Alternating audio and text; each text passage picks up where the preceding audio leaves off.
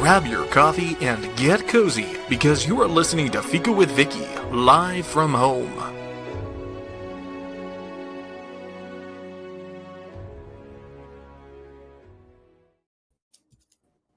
Hello, everyone, and welcome to Fika with today's guest, author Dave Vaughan, and me, your host, Vicky Benison. This is Dave's first visit to Fika, and I'm really looking forward to getting to know him and his work more. He has switched life tracks from being a locomotive engineer to being a writer of screenplays and novels, having received awards for his work.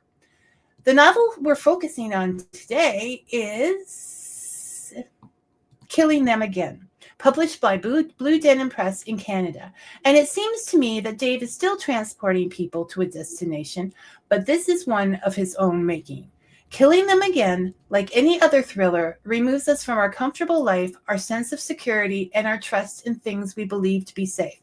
But this title also takes us away the ability to trust ourselves, what we see, what we experience, and what we believe. Yeah, this baby has more layers than a tort, and I'm still eating away at it. Not only that, its satirical nature allows you to let go of reality just long enough to accept a cast of characters, a parrot, and happenings that you may otherwise find unbelievable. Then again, there are days this world's cast of characters seem even more unbelievable to me. Welcome to Fika, Dave. Hi, how are you? Hi. Yes, we're going to have to work on making Dave more comfortable so he can be. I've read the book. I know he's passionate about this. We just have to bring it out of him. So that is our goal today. Since Killing Them Again isn't coming out until October 1st, which, of course, it can be pre-ordered if people like. Could you just give us a brief synopsis? And I know spoilers are very difficult to avoid in your case because, like I said, it's like a tort. It's so layered and you can't just grab. But if you could just tell us a little bit about it so that the folks out there have some idea of what we're talking about. Well, because of the risk of spoiling the book, I'll start with I'll explain the premise of the book. And we start the book off with the prologue, and it talks about our hero, whose name is Babe Lincoln. And she writes a letter to a man named Sedgwick. Now, she urges him to read a story that she's written. And in her story, the reality twists, and things may not be exactly what they seem to be. And she tells him that it's his choice whether he wants to take it figuratively or literally when he reads the story. And of course, what's going to drive us is who is Sedgwick and why is she writing the story for him? And then we get into the opening, which is part one, which is the story that she writes him, which eats up the majority of the pages in the novel. And I can't say more than that because it would spoil. It would spoil the ending. No, it's a difficult one. We need to set up just a private book club thing and get people to buy this book so that we can discuss it openly. Read it, and then we can really discuss it because it's very frustrating. Well, it is. It does hamper discussion of the book because, I mean, you can discuss characters of it, but, you know, you're walking a fine line that you don't tip off, you know. Yes. I realized that when creating questions and I had finished the book and I was like, oh, gosh, where do we go now, Vicky? Where do you go now? But I did my best, Dave. I did my best. So Killing Them Again, it takes on a lot of tough subjects. Mental illness, sexual assault, all from the viewpoint of a young woman, Babe Lincoln, yeah, and her friends that have lived those experiences. That's a big job for an author who is a man doesn't fit into those demographic, the same demographic as Babe would. It's, did you have any doubts taking this subject on? Like, what made you, Dave, think you could do this to make yourself believable as Babe Lincoln? Because that's what an author needs to do, right? Yeah. Well, it's, I guess it's a result of different women that I've known through the years, whether I've known them as, as mates or as just acquaintances. And I thought, well, we're all human beings. I mean, to start. And so, you try to take what you've learned or what you've heard and twist it into the psychology of the woman, the lead character in this case. And you plug away. You don't know when you start whether you're going to be able to pull it off or not. You just sort of plug away, and you talk to different people along the way as you're writing. I mean, it took me almost 2 years to write this book. So there was a lot of false starts and questioning of where do I draw the line and what's believable, what isn't believable. And that's why I ended up sort of using a satirical approach, because there's different subjects that I thought would be interesting, but if I could wrap it up in a little bit of satire, the message is there. And, I can use a lot of metaphors. The book is loaded with metaphors, and it's up to the reader to discern what exactly they are. I mean, it's not up to me. I put it there. It's there for the finding. I can't take responsibility after that. No, once you put that book out there, you don't know how anyone's going to take it. It's the reader's experience mixed with your writing that's going to interpret it. Yeah. And at the end of it all, I mean, and it's exactly what you say. I have no idea whether someone is going to like the book or they're not going to like the book, but I like the book. And when you write and you know that there are going to be naysayers, I mean, that's just the way it is. And that's good. I mean, I have no problem with that. It's as long as I like it and I believe in it, then I've done the best that I can. And I hope that, you would enjoy the book, or the reader would enjoy the book, whoever the people are that would read it. But at the end of the day, I like it. So I've done the best I can, Well, you did the best you can, gave a wonderful result. And I would say you not only listened to those women's stories, but you heard them, because you did a very good job of seeing what is in women's brains. Possibly not how, because it is satirical, they got to act out those thoughts more than they would but a flat, book without that satire. But definitely, I think you, I was surprised. I think you did an amazing job of seeing what is in a woman's mind and what she goes through. Thank you. So bravo. And yeah, no, you can't. You have to write the book that you want to. I think satire really worked out in this situation, even though like, who's to tell what is satire anymore? It's becoming less and less of a thing out there, because some people will believe anything. So you're like, oh my goodness, I really upset them, and they think, the sharks are coming to Lake Erie, or they're not going to get it. They're going to think you're. So yeah, I think you did a really nice job on those things. Yeah, well, it's like I say, you do the best that you can to present the story, and you hope that it gives somebody a different take on things, or maybe it gets them to focus a little more. I mean, it seems to me that we're living in a time where attention spans are short, and it's sound bites, and it's one shiny object to another. When you look at the news, I mean, every day you look at the headlines, and if it isn't this, it's that. The next thing, it's something else. Well, what happened to that thing 2 days ago? Well, that's kind of, even though it's important, it's not in the headlines anymore. So I don't know. I could ramble It's on not. forever about that. I have. I have a quote here, and I hope it's near the beginning. It's on page 71, and it's about how Babe is looking at the world, which has a lot to do with what you're saying now. Can I read it? I don't think Yeah, it has any absolutely. spoilers. Okay. So Babe lived in a world where deception wasn't a tactic, it was the rule.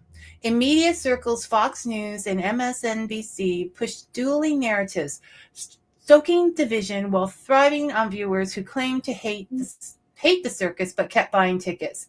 Corporations from tobacco to pharma had long since mastered the art of lying. The result? A landscape where truth was optional and outrage was currency against the backdrop.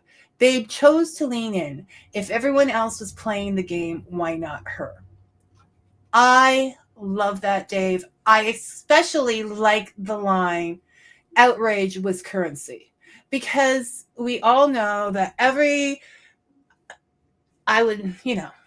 you look at my numbers, you know I'm not playing this, but I have said before, and people will say things, they will let the arguments continue when they could block them and stop them. They do all of those things just because they want more click, more views to monetize what they're doing. And the Right. big networks are no different. So outrage as a currency is just a line. I love it. I think it was a great thing to come up with in that head of yours. Well, it fit. I thought it fit in, especially what, I mean, we won't get into exactly what happens next, but it's sort of, it kind of makes sense. It worked. It Worked did. for It was. That's what I. This is why I have it up here, because that sort of sums up what is happening, doesn't it? Yeah. And we Yeah, don't but know what to believe. but on the same token, outrage is a currency. I mean, you can use that, but that is if you know. And one of the themes here are things that are really going on that most people don't know because they're being shielded from it. So this is where I try to wrap all of those different themes in the novel. And I can't say where the location is, but I can't say it. It'd be a spoiler. So, Yeah, no. I don't think that's spoiling it. I think that's just telling what the book is about, giving the idea of the book. This is her mission. It's like saying Superman fights for truth, justice, and yeah. So it's like this is what Babe is fighting for. This is who she has to work with. Good morning, Robin. It's always good to see you here.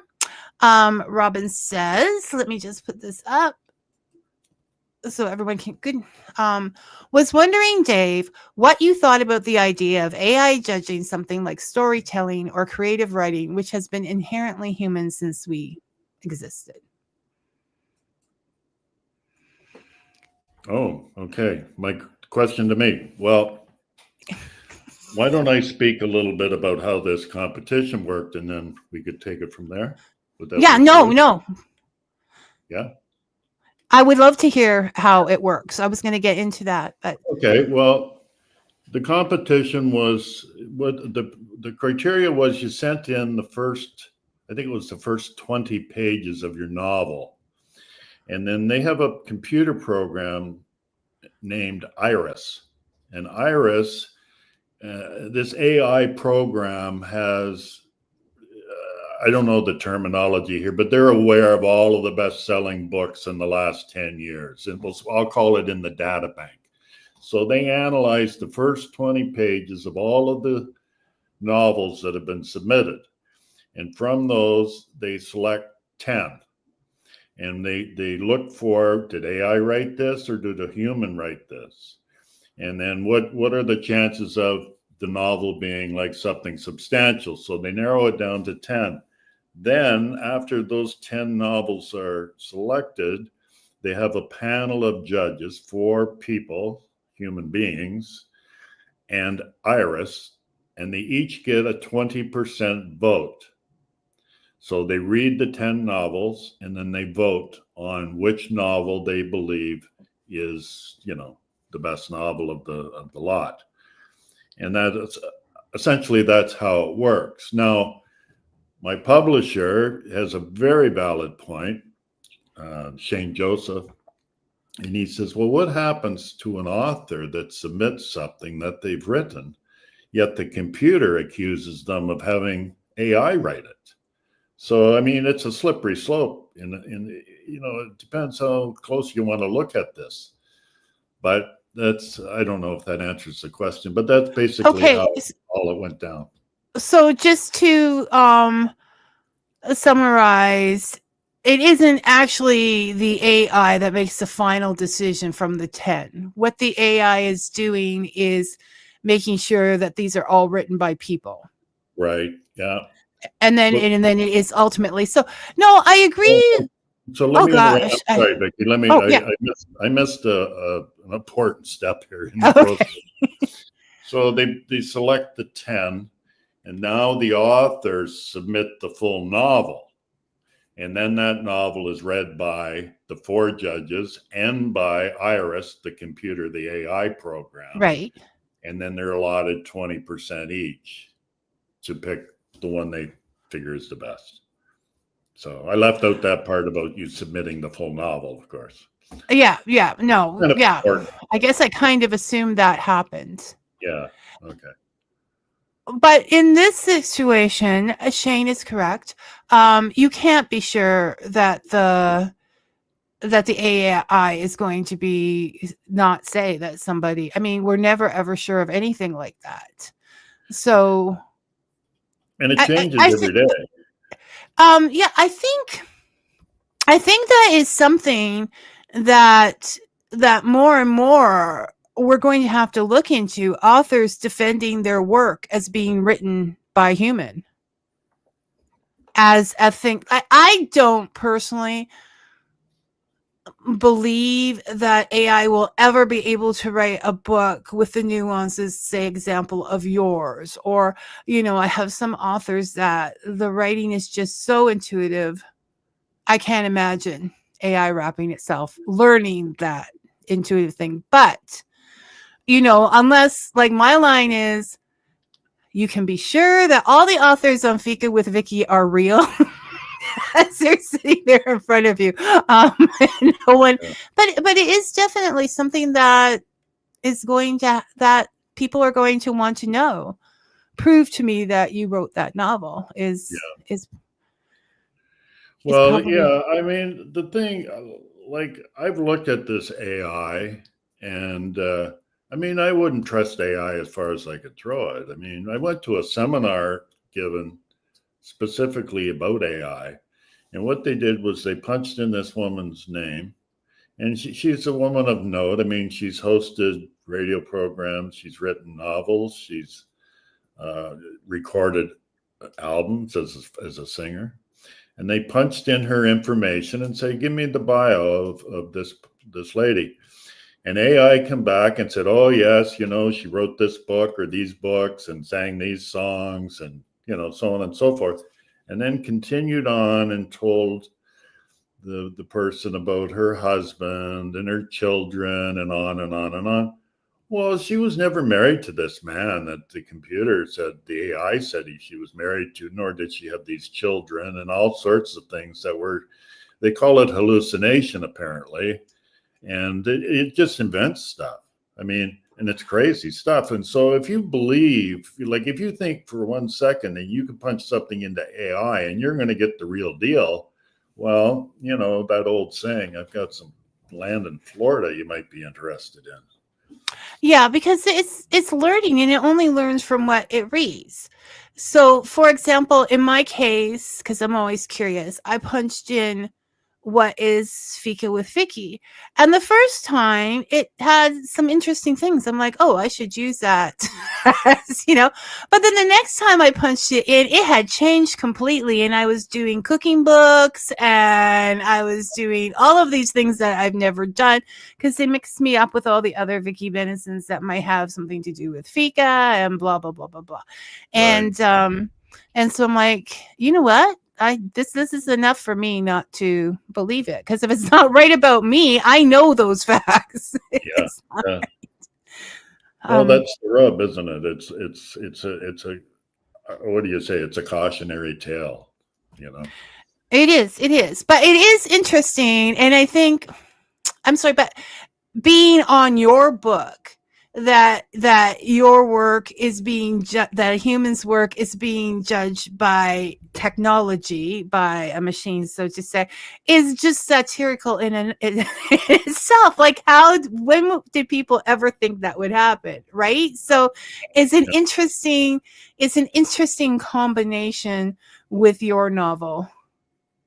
It Well, yeah. I mean, I, the scary part is that you could have some, a collection of fine novels, but if the computer, which is only as good as the people program it a certain way, or it takes on a certain, I'll say personality. It's not whatever the term is. I have no idea, but you're going to all of a sudden you're going to shape society, because those books are never going to see the light of day, and it's only going to be books with a certain point of view.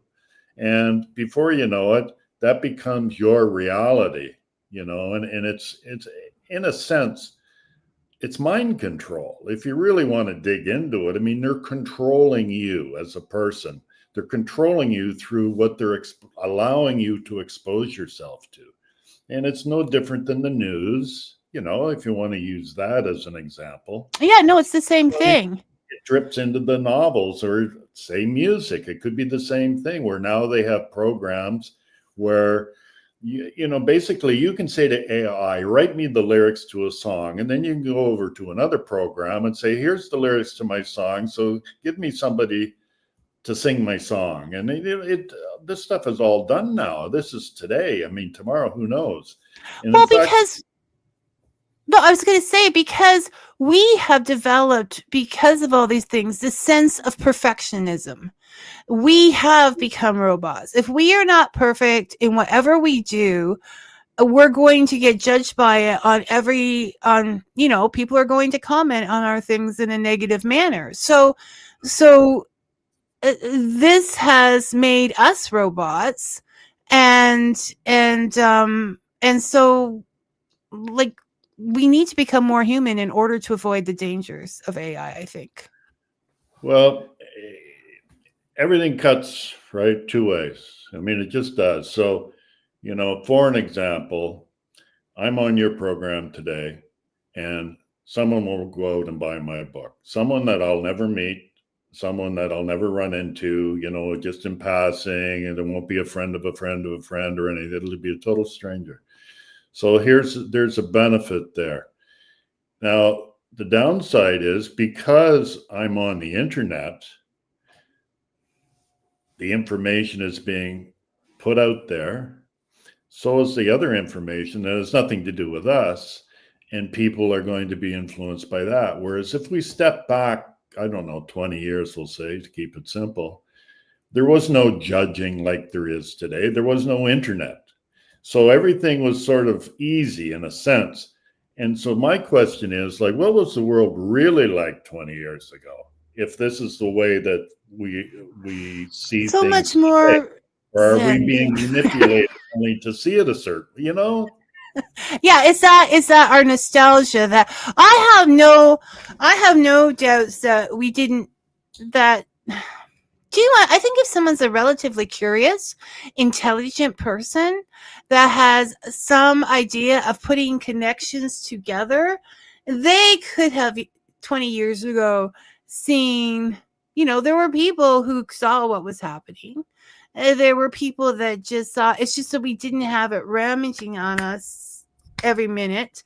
And our opinions would be said in a group of people, not for the entire world. Like, there's just too much information. There's no way a sane human being can deal with all of this. Yeah, yeah.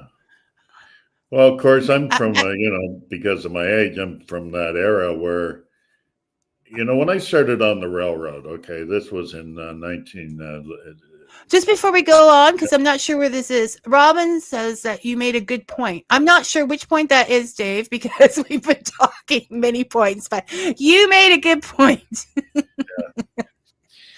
Well, I don't want to get too carried away with the technology thing, but I will say this. When I started on the railroad in the early 70s, I was on call. And if I didn't go to work, I didn't get paid. So being on call meant that I had to stay at home. Now, if I went to the store for a quart of milk or whatever reason, and that phone rang when I was at the store, I missed a call. I went to the bottom of a list, and I might not go to work for another 2 days. And I only got paid when I went to work. So you can imagine the freedom that I experienced when they brought out the pager. Oh, now I could leave and then I call work. I take my call to go to, for whatever I'm going on. Total freedom. And there was talk someday, geez, they might even have a phone. A phone, can you imagine? It was beyond belief. Look at the world we live in now, and that's in my lifetime. So can you imagine in your children's lifetime what kind of changes could happen? I mean, we can't. I don't think we can imagine. Well, no, because I couldn't have imagined that. Even more so that when you watch the old shows, it really speaking of writing, screenplay writing, and writing, cell phones really made an author's life more difficult because there was no, I have to save myself and nobody's coming. You're just like, call the cell phone. Like that just had to rethink that whole scenario, right? Because if a cell phone gave you freedom, but it also put a leash around your neck. Depends how you wanted to look at it, right? I mean, right. It's not, because I don't want anybody. I personally, having had a husband that was on the road, a son that was on the road, I remember when I had to wait till 2:00 in the morning to get a phone call from him saying I'm okay for the day because he had to be at a truck stop and I had to be at the phone. And I would wait I would wait by that phone so I wouldn't miss his call and he wouldn't think we had forgotten about him or whatever. And then all of a sudden, I'm talking to my son that Tim Hortons, it was a regular day. Does the family want to do this while we're sitting at dinner? I don't know. Let's give DJ a call. It changed our lives, as in yours. It completely changed that. So good stuff with technology, finding medical advances. AI can go through a whole lot of numbers faster than a human. There are good and bad points to it. It's how we allow it to affect us. Just the same as your novel. It's how we think about it that makes the novel to us. Yeah. Good point. Okay, now we're going to go to nature, right from technology to nature, because that's the way we go. Okay, so we know when we read books that the landscape makes a difference. The abandoned amusement park in Scooby-Doo, and it's used in so many other movies, gives you that idea of what's going on in that park when the happy people leave. You have a specific setting for your, for Killing Them Again. Why did you choose that, Dave? Why did you choose that setting? It just fit the story. It fit the story in the sense that for those that let me say this so they understand what we're talking about. We're talking about a rural area, a campground. We're talking about a house on the lake, so on and so forth. Basically, and it's in the autumn. It's not during peak hours. Exactly, and small towns have a certain way of looking at things, and people have a certain belief system where you tell somebody something that this place belongs to so and so, or this place represents something. It just becomes part of course, because to them it's not a big deal. It just becomes a reality of their lives, and they're isolated in a certain sense. And it's very confining to the people that live there. They have their own little way of looking at things, and anybody else is an outsider. And they don't really care whether you accept them or not, or whether you believe in their beliefs or not. And so when you bring people from the big city, in my story, you've got city folk, we'll say, that are going to this country area. Now you have a dynamic that makes it interesting, and it lends itself to the story. I don't know. Am I answering your question or? Yeah, no, you did.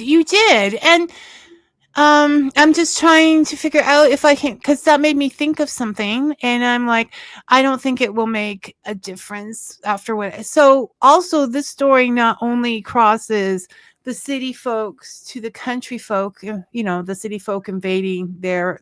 It also takes the United States and Canada to Yeah. different. Yeah. Well, that's another dynamic. I mean, we're putting Americans in Canada to tell the story, which gives you another level because, there's certain tropes, if you will, of Americans and their love of guns and their belief in what they can and can't do. And it rubs up against the Canadian way, which is, a little more laid back, obviously, and this, for me, it worked. It just, it Well, was no, it did. story. Yeah. It, Yeah. it did. Because, having been a person that moved north because she had always loved it as a vacation place and going to work in a resort, you get the other end, the other ideas, the other thoughts, right? And then it just shifts because you're living in a different world in the same place, basically. Yeah. But I think people need to understand in satire, the tropes, the stereotypes, if you will, are important because that is where these thoughts come from that people have, whether we want to face it or not. We all have those little stereotypes or tropes in the back of our head when it concerns people who are different. And so when you have the stereotype of what an American is or what a Canadian is, that makes your story. Yeah, and certainly I didn't want to paint the Americans as being bad. I mean, no, Babe Lincoln is an American. Yeah. Oh, but I mean, I didn't want to paint them all as being bad, and I didn't want to paint the Canadians as all being good either, of course. So I tried to, I tried to split it up, I guess. No, you did, and you hit not just countries or landscapes. You hit are different people, different fantasy groups, different, how we view all of these different differences in society. Right down to the parrot. And we can't talk much about him. But Risque, that's Risque, the parrot. Somebody asked me, why do you have a parrot in your story? And I said, well, why not? I was thinking about you the other day because I think parrots are coming back. I mean, they had a pretty big time during the 80s, right? Where parrots were in everything. And maybe that was the 90s more because of, Pirates of the Caribbean or whatever. But parrots had like a pretty big platform out there. Right. And then it quieted down a little, but I saw 3 different things, reels or videos or whatever this week with parrots in them. And I'm thinking, I'm like, I think maybe Dave's ahead of the game here. He's gonna that's interesting. This parrot platform. Yeah. Well, I mean, obviously, you've read the novel and there's a lot of serious things in the novel, but the parrot, I thought, well, I love the idea of a parrot, but give the parrot more of a personality. Don't just make it where it just sits there and chatters away. What if the parrot could almost not be a human, but have a personality and understand more than what a parrot might actually understand? And it was also a vehicle for me to be able to drive some points home by having him repeat a couple of different things in the book, just to make sure that, okay, well, it's because I can't underline it in the novel, like, oh, don't forget this. So I use the parrot as a device for a couple of points. And it gets he plays a very pivotal role. And as it says it on the book jacket, so that's no scope. Is that there are things that people might find parrots annoying because they're noisy. And I know birds keep you up at night because they're squawk, squawk, squawk. So people might find Harris annoying, but he plays a pivotal role, just like they find certain things, like the sewer exploding on Maintown, which is on the back of the cover. So it's disgusting. Or you go to all those places, Dave. Well, of course, that is a metaphor. That Yes. is, so that's why I took I'm a fan of metaphors. Yeah. I love saying so what the author really meant. And I think, when you read a lot, you start looking at that double, like I said, the layers of the writing, right? Yeah. And even so, we had an English class about that, and I just lapped it up. Even in our house, I remember one time when my kids were small, I said, what I think the author is really saying in one of the movies we had watched, and I see these two little kids go, "It's a metaphor, run." I thought, well, at least they know what a metaphor means. Like, we can, but no, it's important that, I mean, that I am going, like, people can think there's a lot of serious subjects mixed up with humor, with metaphor, with that being satire all the way around. I still think it was handled respectfully. As I was noting to Dave before the show, in the green room, we call it, we know that thrillers tend to be violent and they tend to take on these things, but he didn't go there. He told us this was happening or whatever, but he didn't get into the nitty gritties that we don't need to always see. And so I respect him for that. The language was realistic, not overly done. In fact, at the beginning, I was like, wow, he's saying a lot of important stuff without using those words. And I'm not opposed to those words. I'm not shocked to those words. As I mentioned earlier, I was married to a truck driver. But they don't necessarily have to be the forefront of a work, because it does upset some people because they've been called things or whatever. So if you are sensitive to these issues, you might want to be careful because they do come up. But I think the majority of us need to look into them to actually see, because I do think that Dave saw into the minds of a woman and understood what it is like to be one in this world. And anybody that's under any kind of authority,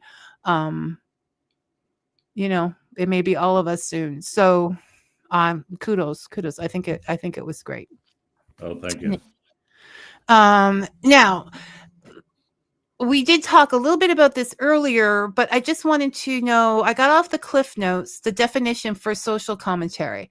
And so sometimes words get mixed up, especially today. And so for myself, even when I'm communicating, I'm going to the dictionary once again and finding out what they really, really mean. So social commentary is a form, from Cliff Notes, social commentary is a form of writing that seeks to provide an analysis of or opinions on various aspects of society. It often explores involving social issues such as poverty, inequality, racism, gender roles, and other forms of injustice. Through the use of language and narrative techniques, writers can draw attention to those problems in order to provoke discussion and change. Now, obviously, this is what you did through satire, Dave. How important do you think it is? And I think in general, like, I know a lot of writers that do this because, they're writers in general are observant, and whether they just write them, they have opinions, and they need to come out. But how important do you think that social commentary in general is important in writing a book? Well, I don't give it a lot of thought. It's things that bother me, I suppose, and if I can weave that into the story, make it entertaining, and to harken back to what you were saying, I'm taking you to a place in one of these chapters, we'll say, but I don't need to spell out all the nitty gritty because you as a reader are far more powerful in putting this together in your mind based on your own experiences rather than me give you a paint by number, you know, or play by play description of what horrendous thing might be happening. I mean, I'm taking you into the room, I'm showing you what's in the room, and I'm leading you, and then I'm leaving you because the rest is going to be in your head. And to me, that is the way to tell a story. If you start getting into the nitty gritty of every little thing, well, it doesn't interest me, to be honest with you. I mean, it like to write that doesn't interest me, I guess is what I should say. Which I was going to say, which I want to discuss later, is that's because you're a very concise writer. And in this book, particularly, conciseness is important to comprehension. Yeah. Well, I come by that because when I went to George Brown studying writing, it was for screenplay writing. And screenplays and novels are black and white, the differences, of course. And you don't have a lot of real estate to write a lot of things. And but you get into these habits, and one of the habits, and I'm not saying it's a good thing, it's just the way that I work. Like, unless it's important to the story, I don't think I need to describe whether it's a linoleum floor or a tile floor, or what color it is, or what color the drapes are. Does it have drapes? Does it have blinds? I mean, enough already. Let's get on with the story. So, I'm always struggling. All right, I got to have a little bit of a backdrop here into what the place is like. But, I try not to get too carried away because it just doesn't come natural to me, I guess. Mm-hmm, mm-hmm.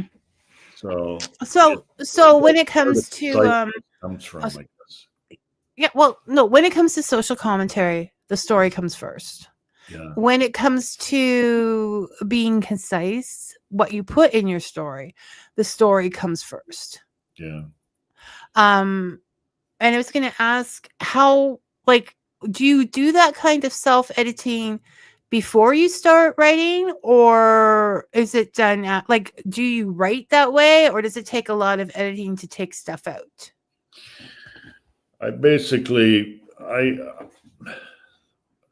I subscribe to this philosophy in writing, is that I'll write a chapter and I'll look at it and I'll go, this is absolute crap. Like, I know what I want to say. I haven't said it and it's crap, but now I've got something to change rather than sitting and looking at a blank screen. So, I guess I would never have writer's block because I just put whatever down there. And it's usually bare bones. And what I find is that I have to add the descriptions of whether it's a linoleum floor or a parquet, hardwood or whatever it is, if I think it's important. So I end up with a lot of very short chapters. And when we went through the editing of it, I ended up having to combine some chapters. They were so short. Because it's just my nature to, okay, this is what's going on to drive the story. Let's move on. Thank you very much. But it got to be, okay, too many short. So, you bridge and then you run into points of view and all this stuff that I won't get into. But my nature is to keep it pretty lean, and then I add to it. I don't overwrite and then have to cut it back. So, which I like concise writing, as I said before. If it's historical fiction and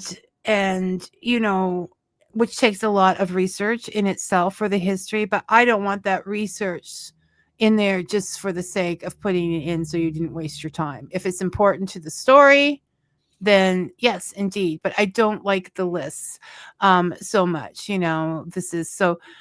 And I think it's important because you put a lot of things into the room, which is the story, that all the rest would just be confusing.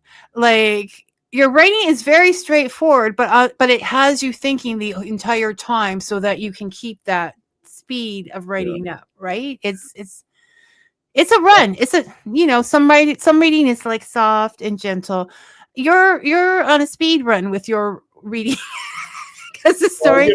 I'll give you an example, and to really clarify this.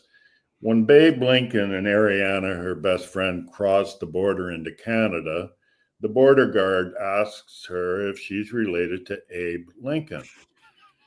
And then in the original draft, I had him going on a tangent about, oh, well, freedom, and he did this, Babe, and Abe Lincoln did this, and all this kind of stuff.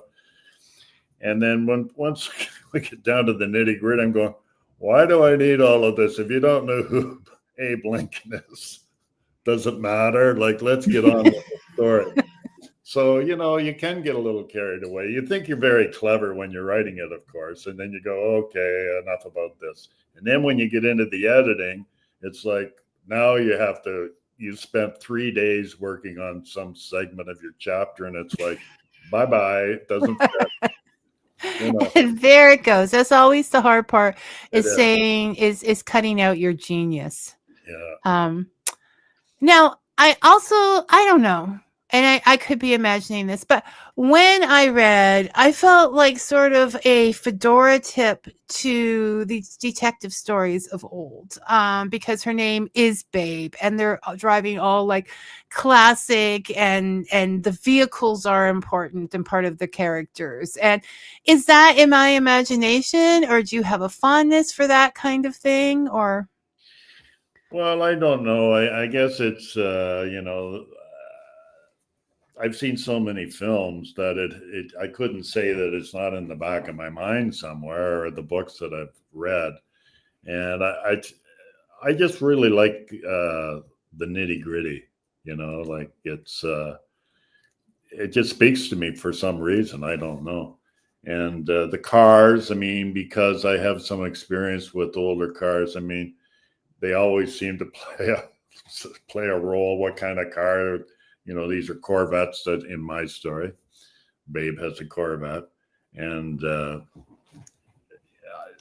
course cruisers, police cruisers. We're all familiar with unmarked cruisers, so on and so forth. So, and it helps a little bit, I guess, but it's not necessary to writing, of course. But it helps if you know a little bit about the cars and the horsepower and all that kind of stuff. It adds to the realism of it all, And then it allows you to take things into the level of satire when the minister asks Babe, when he sees the unmarked cruiser out front of their house, he says, "Is that an unmarked cruiser out there?" And Babe says, "Oh, it's part of the loaner program." He's stolen this car.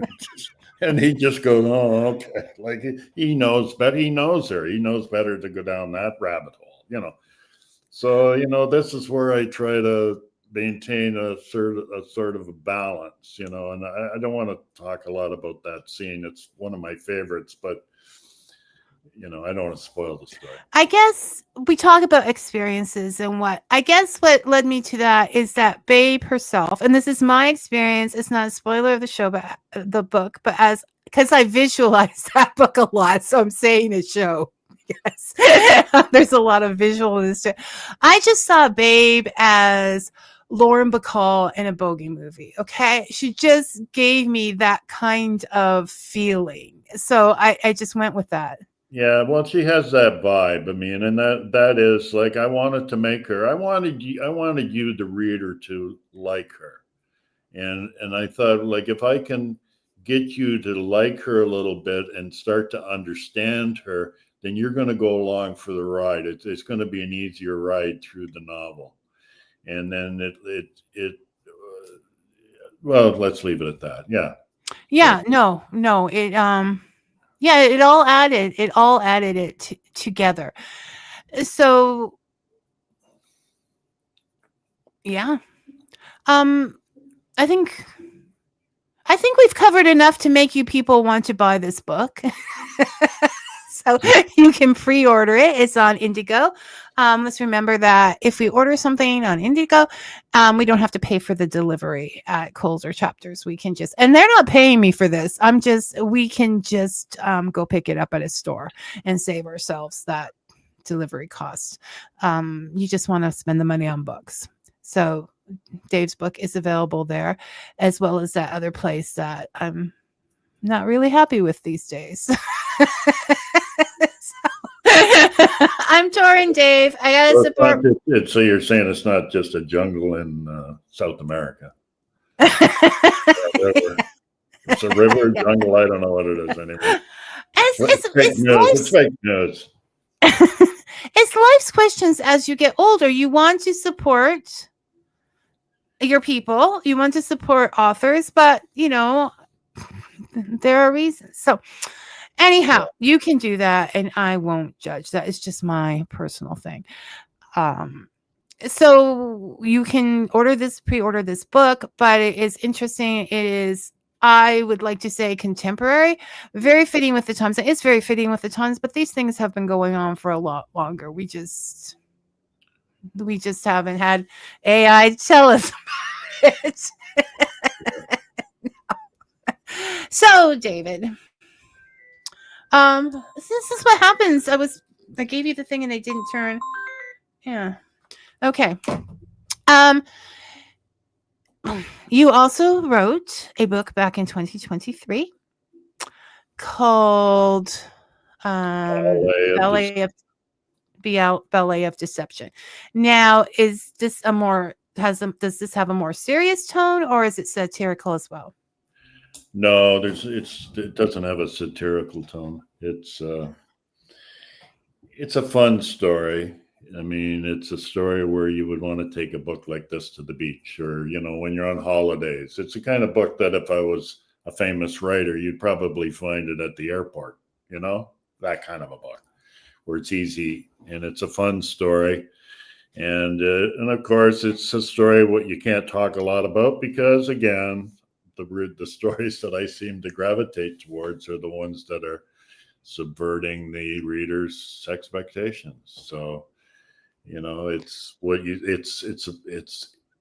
let me say this, you thought they were taking you to the dance, but it turned into be nothing more than a ballet of deception. I like that. And that sounds like something that would come out of Humphrey Bogart's mouth in a movie. I thought they were taking me to a dance, but it turned out to be a ballet of deception. So don't tell me there isn't that little Dashiell inside of you somewhere. Yeah. It's fun. That stuff is all fun in the original cliches. So it's more of so this is the problem with anybody talking to you about your books then. I have a complaint to lodge because you're such a trickster in your writing. You make it difficult. I could give you a bit of an overview if you want, kind of a lead in, which is going to leave you hanging. But I could. That's how you sell things, by leaving people hanging. Yeah, well, it's a story about an officer by the name of James Tully, and he volunteers at a homeless shelter called the Haven, and it's a pet project this takes place in Buffalo, and it's a pet project of the chief of police, and one of the fellow volunteers there, a lady by the name of Amber Stone, is an aspiring actress, and she's attacked outside on her break. And he arrives just moments after she's attacked, and he takes her to the hospital where she tells him that she was out there on her break and she sees this red, white, and blue rubber ball being pulled by a string around the dumpster out at the back in the alleyway. And she followed it, and that's when she was attacked. So, of course, because it's a pet project of the chief of police, Tully, our officer, has to report it to him. And he says, this is a bunch of crap. She's just an actress looking for some promotion. But Tully, he's really smitten with this lady, and he believes her. And he goes back and he searches for the rubber ball as evidence. And sure enough, in the dumpster, he finds the rubber ball. And when he goes home, there's another identical rubber ball hanging from a string on the front door of his house. So now he knows that there's something really bad going on, and he's protecting this actress, Amber Stone. And so they decide to retrace her steps over the last 24 hours, and they go here, there, and everywhere else, and they're to no avail. And then he drops her off at her friend's father's campaign office, where there's a lot of security. And he goes home and he does a search online, but he can't find any actress named Amber Stone. So he goes back to pick her up, and she's there, and she never even went into the campaign office. Like, what's the deal with that? He finds her address from the personnel people at the shelter. He goes around to her house. There is no house there. The address is an empty lot. So now he's really like, Jesus. So he does a little more research, and he figures out he knows where she's going to be. So he goes to this place. It's in a diner. And when he shows up at the diner, he goes inside, like he's convinced. And when he goes inside there, like what he finds hits him harder than any punch. And then he realizes that, maybe somebody told him he was going to the dance, but it was only the ballet of deception. And there we go, people. That's how he's leaving you on that one. Yeah. It still sounds, it does sound like it would be fun and something that's more that you would find in an airport or something. Well, people are just, don't need your full concentration kind of thing. There is a book for every occasion. There is. This is the thing with it all. So this is my thing, okay, with killing them again.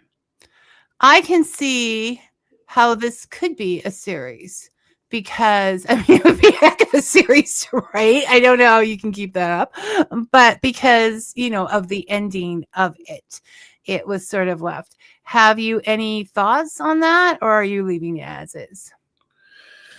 No, I don't have any thoughts. I mean, somebody asked me that about Ballet of Deception, that I should have a follow-up story.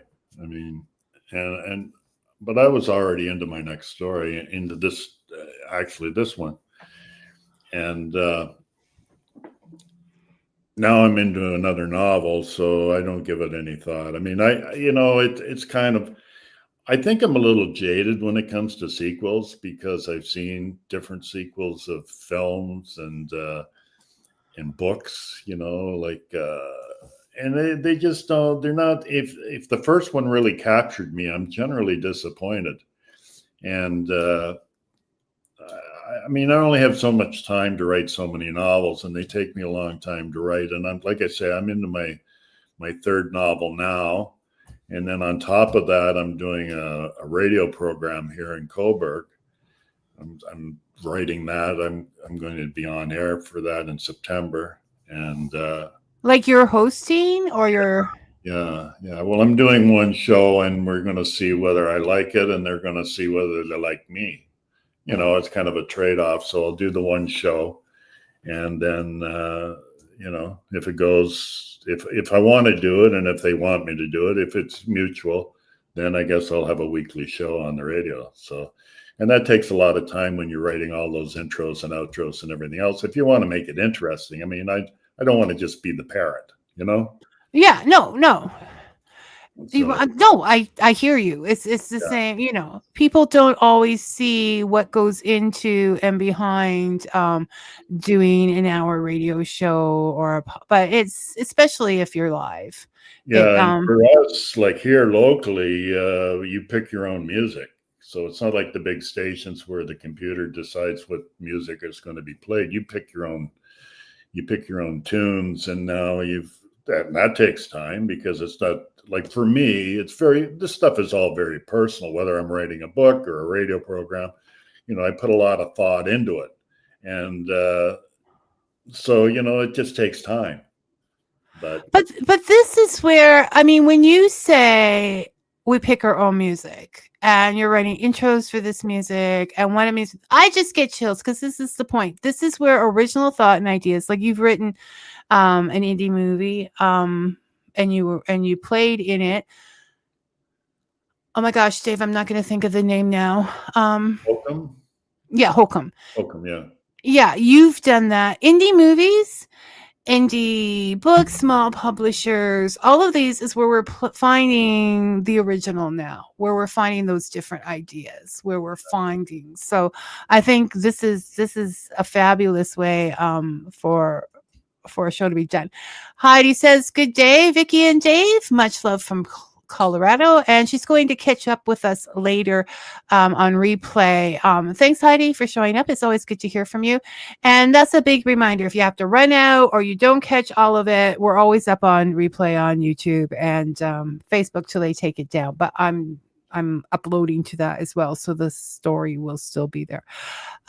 They can't take it away, people. They can't take it away. Well, sounds like they are. If you said you can upload it to Facebook and then you take it down, I don't even know how that works. Of course,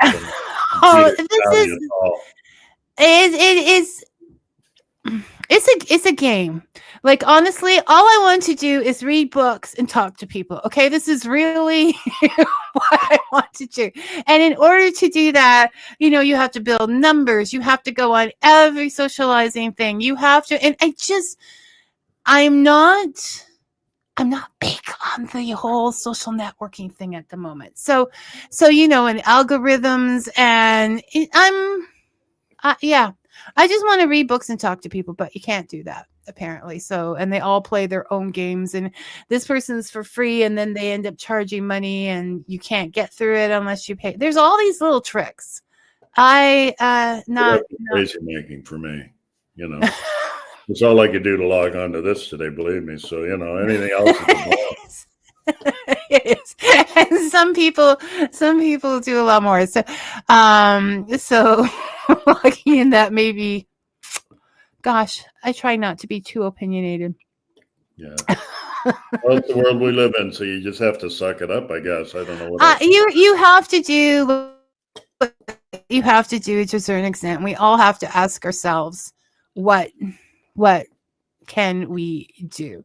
My husband has a Facebook page that he does local historical, St. Catharines and that stuff. And he's up to 29,000 followers. Wow. And he works on it. It's a job, and he's just so much better at it than I am. And I will admit that. I will say, "Oh, I got one new follower today," and he'll say, "I got 250." Well, and certainly and nothing against the people that are posting on there. I admire them. I mean, but I look at it and I think to myself, I have nothing to say every day. I mean, it's. If it's a subject, if it's like opinion, I don't know how. There's a lot of stuff he's dug up, and it really is a center now that he has kidney failure and has to sit on dialysis for like 5 hours a day, every other day. It's an outlet. It's a positive outlet for him, and and like you say, it's positive. It's a positive outlet.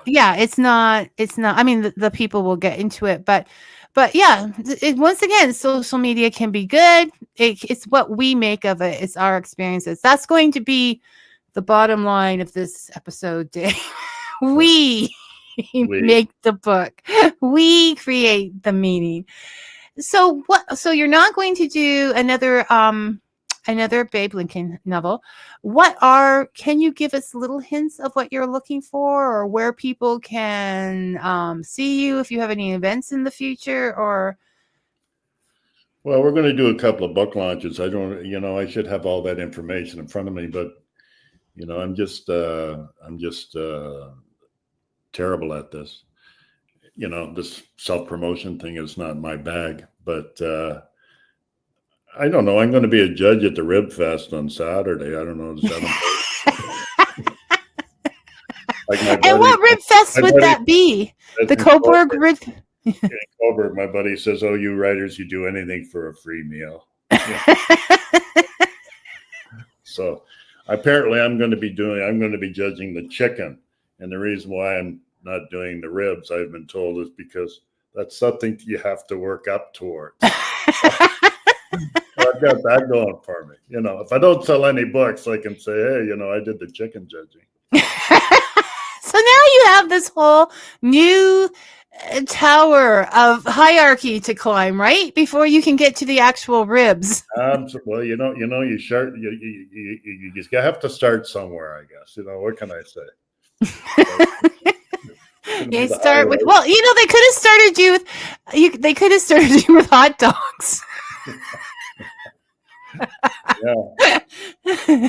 So No complaining there, Dave. No complaining. No, I think it's going to be fun. I went last year and, as a spectator, if you will, and the Rotary Club puts it on. So, it's good people that are working it, sponsoring it, I suppose.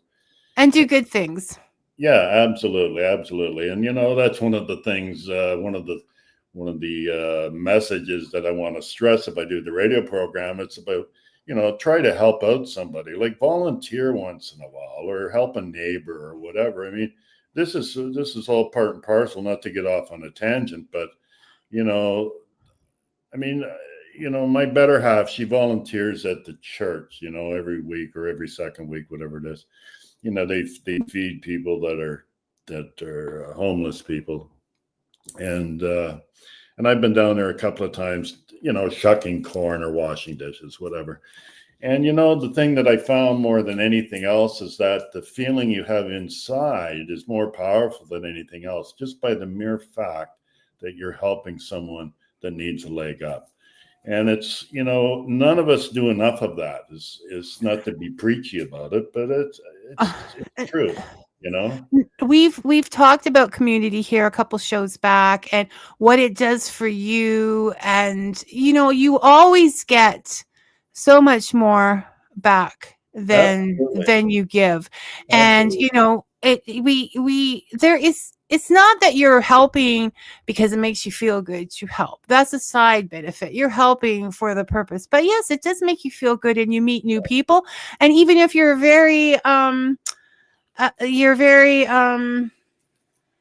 capitalistic in thought, it's going to get you networking because Well, I guess it could. But I never, yeah, no. I'm not saying you, but I got to speak to everyone, Dave. Yeah, well, maybe. I mean, I never talk But about it. it makes community, and it makes It does. us feel and talk to people. Like whenever anybody says, I don't know anybody, I just think, don't they have a food kitchen where you live? Yeah. Like volunteer. I guess, Heidi, I agree. What you put out comes back. It costs nothing to be kind from Heidi, and this is true. Speak kindly, speak nicely, stay away from parrots. There will be. And the thing is, I'll tell you where it really hits home is when you go to Mexico. When you go to Mexico and you're older, they jump out of the seat on the bus to give you a seat, or in the shuttle bus, or wherever. I mean, family is so important, and you see it everywhere. It's nothing to see families out in playgrounds, all hours of the day and night, where they're together, and the respect that they have for each other. I mean, we hear so much about the gangs and the whatever they're called there down in Mexico. I mean, we hear all the bad stuff, but if you've spent any time there, I spent 3 months down there when I finished this novel, and the people there are absolutely wonderful. But to go back to what we were talking about, it's a sense of community. I mean, it's absolutely phenomenal, and it's a stark contrast to what you see in a larger city. Now, I live in a small town, so you do see quite a bit of that here. But in a larger city, you don't see a lot of that. But if you go down there, it's striking. It really is. It's part of their society. It must start when they're little, I guess. So Well, I don't know. I don't know if I don't know what's going on, but it's definitely not as in any community I've been in, whether I grew up in rural Ontario, so there was all of like the potluck dinners and the raising of things and stuff that was just natural. And that becomes a natural part of who you are. Working with kids in daycare and that, you see places where there's needs or whatever. I'm going to talk about it again, people, because it's my favorite thing. I have a little free library outside of my house, which keeps growing in that. And I meet people and talk to them about their books, and people just donate. And it's been just so wonderful for me. If there's a bad day, I go out there and find books and think, no, they're kind. This is my proof. People are kind. Yeah. And so you see more of that kindness and that out there with these kind of things. So Yeah. I agree with you. I mean, it's a good way to end things off. And you're putting out with your thoughts and ideas when writing a book. Like it's a real vulnerable place to be in, but you meet more people that are like-minded when you do that. So That's very true. Very true. Yeah. So now that we've saved the world, Dave. Now that we've given AI more ideas, yeah. Okay. We can't live like that. We'll just be hiding out in the woods, and look where that leads to. Yeah, no. Can you hear me now? Can you hear me now? Thank you so much Well, for deal with you today. And getting a little passionate along the way. I should have started off with the be generous and kind thing, and then you would have just. Yeah, well, it's a lot of interesting topics, and thank you for bringing those to light on your show. It's all good. Oh, I had a lot of fun, and thank you for taking on the extra technical responsibilities to get on here. That machine is always throwing new things at us. So, you take care. We'll talk soon, and I hope we talk again here. Okay, thanks, Vicky. Take care now. Bye-bye. Okay, I just have to say happy birthday to my husband, Dave, because it is his birthday. And Dave, if you're still listening, Heidi says thank you. And as always, thank you for listening. May your coffee be hot and your story sweet. I'll see you all soon.